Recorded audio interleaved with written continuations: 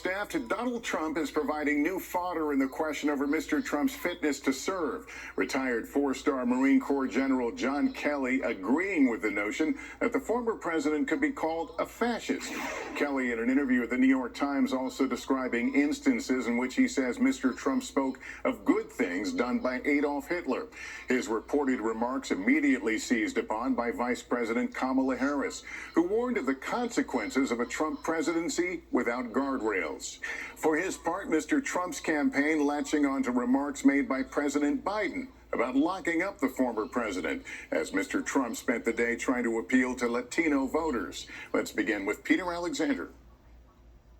Tonight, Vice President Harris seizing on sharp new criticisms of former President Trump from his own former Chief of Staff, John Kelly, who now publicly says Trump could be called a fascist. This is a window into who Donald Trump really is, from the people who know him best. Harris using retired four-star Marine General Kelly's words to fortify her argument that Trump is unfit to serve. Donald Trump is increasingly unhinged and unstable. And in a second term, people like John Kelly would not be there to be the guardrails. We know what Donald Trump wants. He wants unchecked power. The question in 13 days will be, what do the American people want? Kelly making his new claims 2 weeks before Election Day in an interview with the New York Times. Certainly, the former president is in the far right area. He's certainly an authoritarian, admires people who are dictators. He has said that. So he certainly falls into the general definition of fascist, for sure. Kelly also claiming Trump made complimentary statements about Nazi leader Adolf Hitler. He commented more than once that, that Hitler did some good things too. Well, I tell him that. I said, first of all, you should never say that. Nothing he did, you could argue, was good.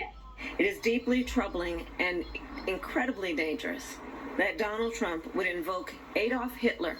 The Atlantic reports that 2 unnamed sources say they heard then-President Trump say, "I need the kind of generals that Hitler had, people who are totally loyal to him, that follow orders." NBC News has not independently confirmed that reporting, and the Trump campaign says Trump never made those comments.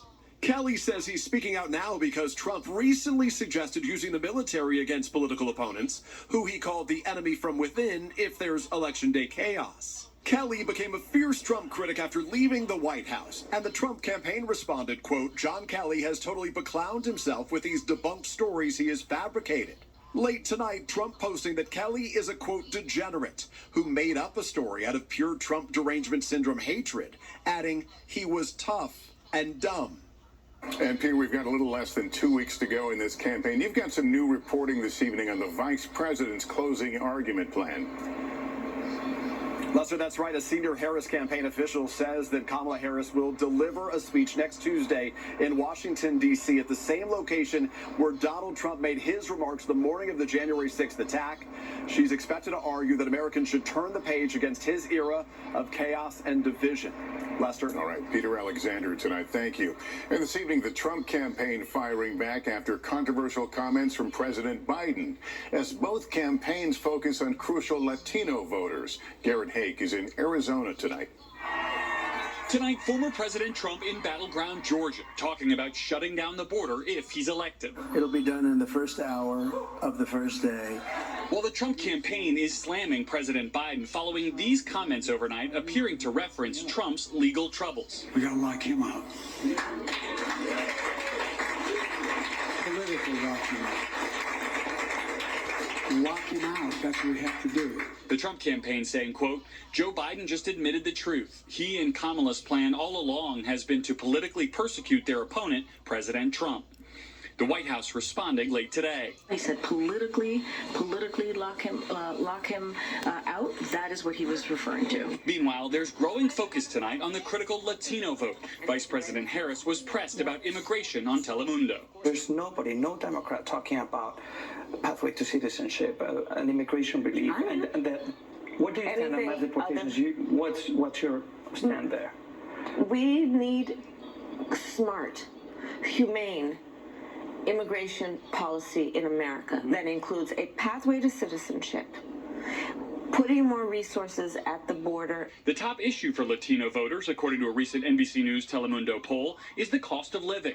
The Harris campaign organizing outreach with bilingual phone banks and WhatsApp groups and blanketing both the television and radio airwaves with Spanish-language ads. As the Trump campaign looks to build on what has been a 17-point shift by Latinos towards Republicans since 2008, according to exit polls. Trump's son Don Jr. stumped in Phoenix today at an event targeting Latino voters. What do you think about your father's message connects with Latino voters?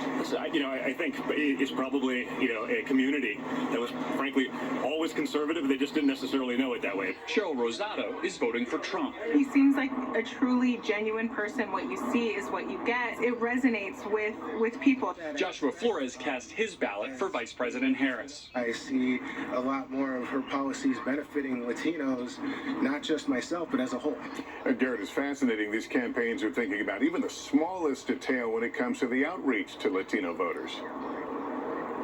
Yeah, that's right, Lester. No detail is too small. For example, the Harris campaign tells me when they record a Spanish language ad, they will use different narrators for different states just to make sure that the accent sounds correct for each market that they're trying to hit.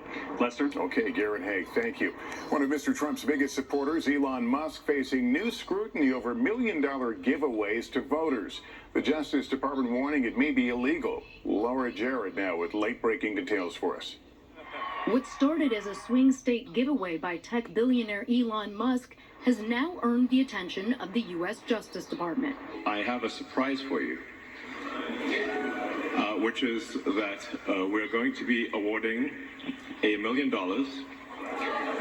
to randomly to people who have signed the petition every day from now until the election.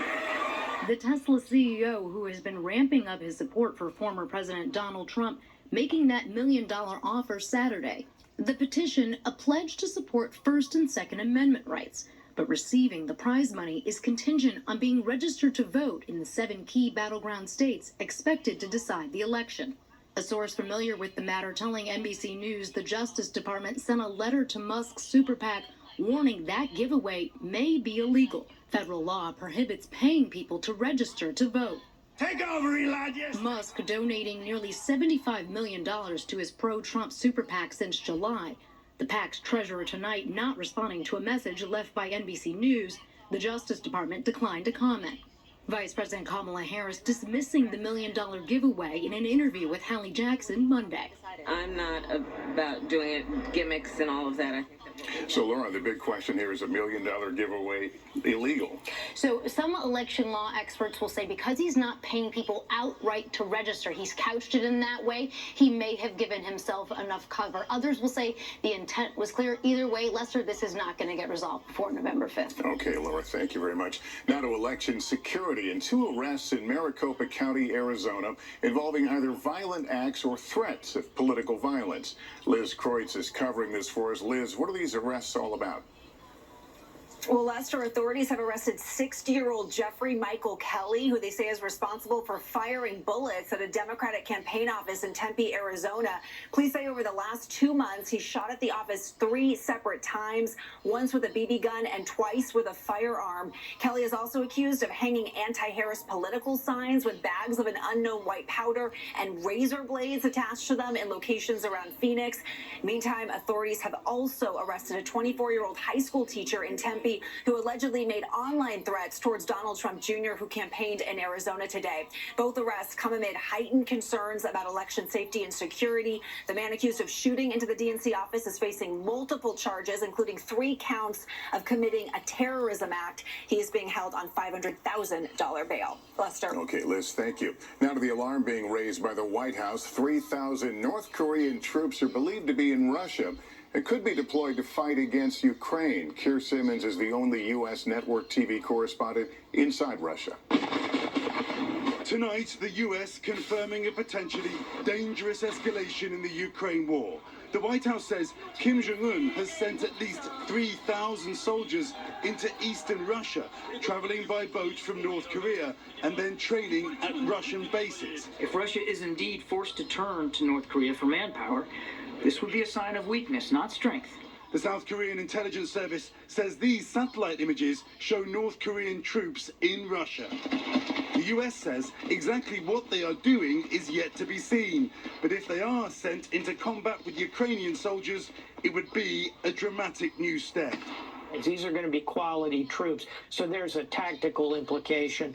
And it would further globalize a war that has already reshaped alliances. America's ambassador to China telling NBC's Janice McIfreya Beijing is also supporting Russia's war effort. The government of China is allowing its companies here to export critical dual-use technology to the Russian defense industrial base so that Russia can prosecute this barbaric war against the people of Ukraine.